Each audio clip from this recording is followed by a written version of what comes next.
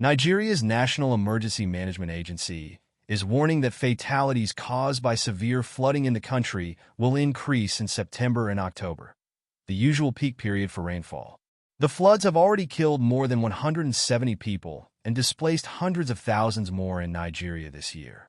According to the latest tally on the National Emergency Management Agency tracker, some 170 people have died and some 205,000 displaced by flooding in 28 out of Nigeria's 36 states. Bauchi, Zamfara, Sokoto, Niger, and Jigawa states are the most impacted. The flooding has been caused by unprecedented rainfall and the rising Niger and Benue rivers. And officials worry more bad weather may be ahead. Ezekiel Manzo is the NEMA spokesperson. He spoke to VOA via phone. We are presently responding to a number of locations where flooding has occurred. The situation is not ending because we are just approaching the peak of the rainy season.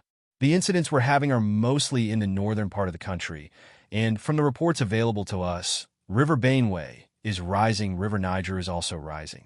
And once the water level is high, there will ultimately flow into our country. So we're expecting large volume of water coming from Niger, he said.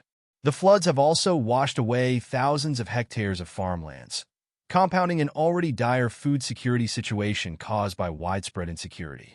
Manzo said authorities have been advising and helping to evacuate locals in flood-prone plains, as well as providing relief for hundreds of thousands already impacted.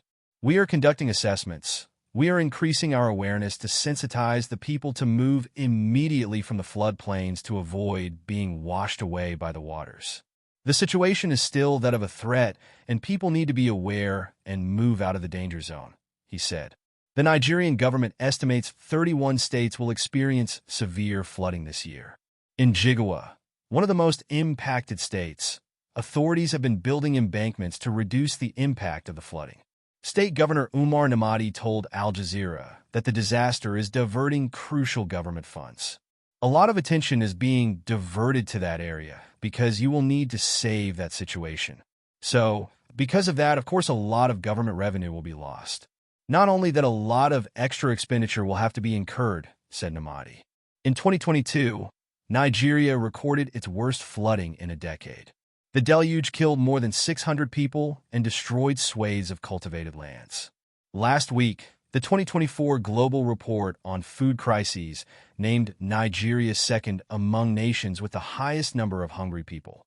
Nigeria's Minister of State for Agriculture said up to 51% of farming areas are susceptible to flooding this year. Manzo said Nigerian authorities will compensate the farmers, but that in the meantime, it is paramount for everyone to get to safety.